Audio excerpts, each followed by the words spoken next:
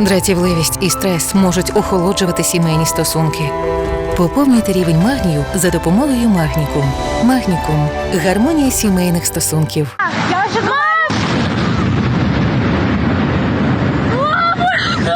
Москва та Пітер, на спокій більше не розраховуйте. Україна все ще демонструє крихти інформації про розвиток власної ракетної програми. Утім, до далеких російських міст тепер дедалі частіше дістають ті самі невідомі влучні безпілотники. Але стривайте, чому ж невідомі? Це саме українські розробки від українських конструкторів. І варто пригадати, що на початку Великої війни таких безпілотників просто не існувало. Про це в інтерв'ю агенції Reuters говорив міністр цифрової трансформації та віце-прем'єр з інновацій Михайло Федоров. Зростає ніша дальних дронів камікадзе, які, скажімо, з рейнджем і 300, і 500, і 700, і 1000 кілометрів. І там 2 роки тому цієї ніші взагалі як жанру не існувало. Були кілька компаній, які виробляли там, можливо, кілька або десяток дронів. Сьогодні ми можемо закуповувати в тисячах ці дрони. Немає лімітів.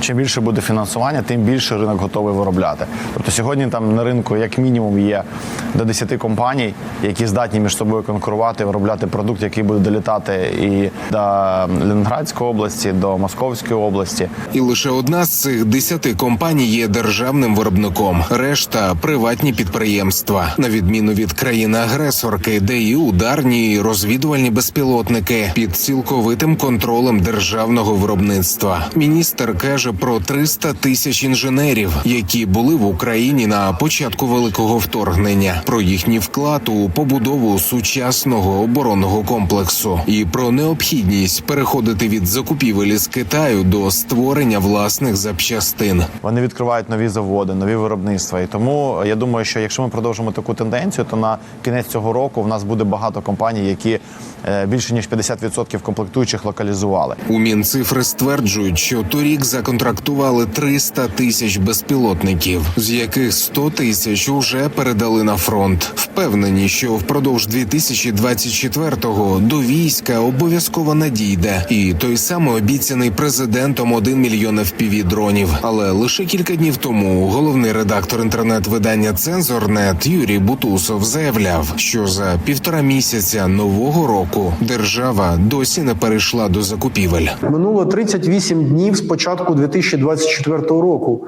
Досі не проплачений жоден контракт на виробництво армії дронів. Отой 1 мільйон дронів, про який казав у грудні Володимир Зеленський, жоден контракт на виробництво цього 1 мільйону поки що не проплачений. Вони тільки почали укладатися. Бригада, яка обороняє Авдіївку, за січень 2024 року отримала 250 FPV на всю Авдіївку. Це так, на 4 дні роботи приблизно, хочу вам сказати.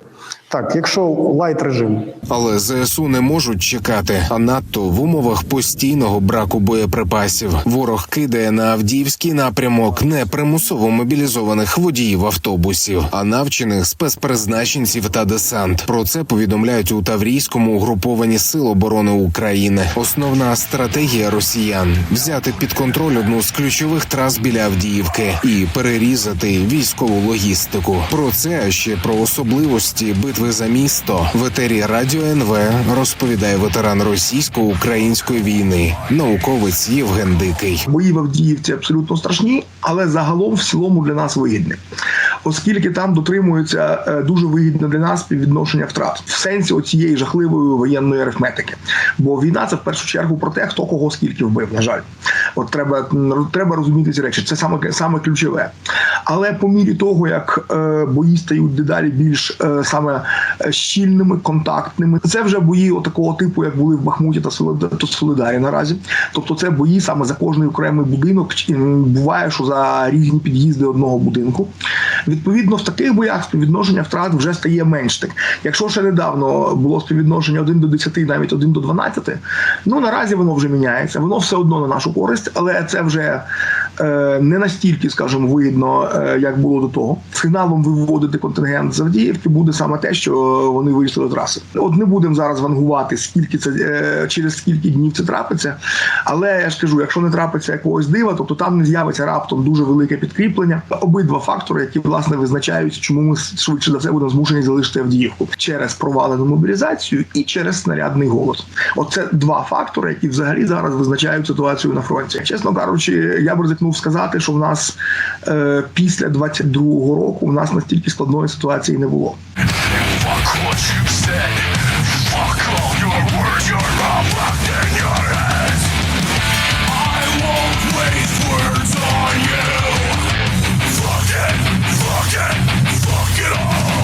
Олексій Пасак, 5 канал.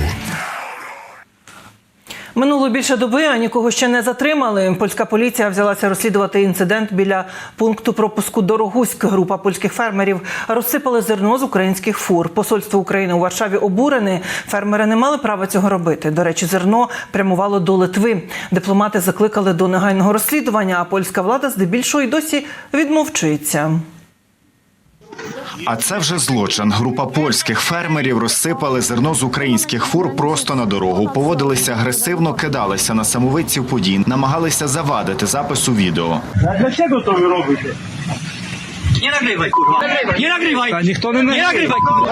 За розсипане зерно вже взялася поліція. Польські правоохоронці повідомили, свідків опитують, а докази вилучили. Матеріали передадуть до прокуратури для правової експертизи. Сам ж інцидент трапився в неділю о 11:50 дня. Українське зерно кілька фермерів розсипали біля пункту пропуску Дорогуськ. Після оформлення документів до Польщі в'їхали 3 вантажівки під керуванням громадян України. Учасники протесту не пропустили транспорт і в якийсь момент відкрили причепи, через що зерно частково висипалося на дорогу. Водії повернули назад у бік України. Приїхала поліція. Поліція розводить руками. Таке тільки відібрали дані, особливо нічого. Щоб ви собі розуміли, людині взяли болгарку на батарейці і хотіли просто вирізати до люка, зірвали пломбу і висипали пшеницю. Получається, з кожного самохода як мінімум висипалось десь, напевне, по тони 3, то точно. У соцмережах один з організаторів блокади хизується скоєним. Рафал Меклер входить до правої партії «Конфедерація». А ця політсила неприязні до українців і України почасти не надто приховує. Хоча зв'язків з Кремлем всіляко цурається. Меклер діє хитро, видає себе борцем за інтереси польського села. А от коли йдеться про ймовірний кримінал, то тут усе списує на абстрактних фермерів. Мовляв, висипати зерно на землю – то їх вибір. Сусіди пишуть, що ми марнуємо зерно. Такий спосіб обрали фермери, що нас чекає справедливе покарання. Аргументи про агента Кремля я свідомо пропущу, що нас чекає голод, що вони нас годують. Це означає, що пересічний Микола чи Данило не розуміє, що західні корпорації, яких вони впровадили у партнерстві з олігархами, зробили з польським сільським господарством. Вони сприймають нинішню пряму дію, як і у будь-якому випадку, як напад на їхнє національне добро, тому спрямовують лезо пропаганди проти нас. Фури із зерном рухалися до Литви, повідомив посол України у Польщі. Вантажівки опломбували, тобто все зробили, як того вимагають митні правила. Українські дипломати у Варшаві діями фермерів обурені. Такі методи протестувальників не повинні толеруватися в європейській цивілізованій країні, не кажучи вже про моральну сторону цієї провокації. Тому ми вимагаємо знайти і притягнути винних до відповідальності.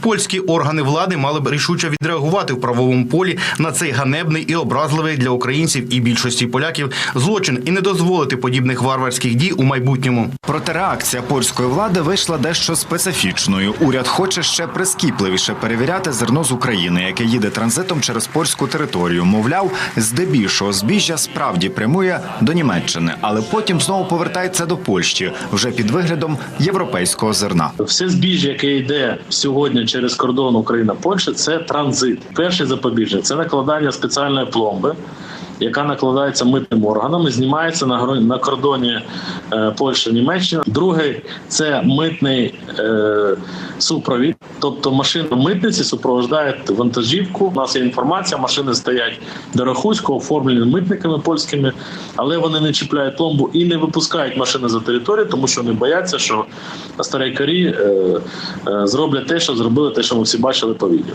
В Асоціації міжнародних перевізників рекомендують водіям судитися з польськими фермерами.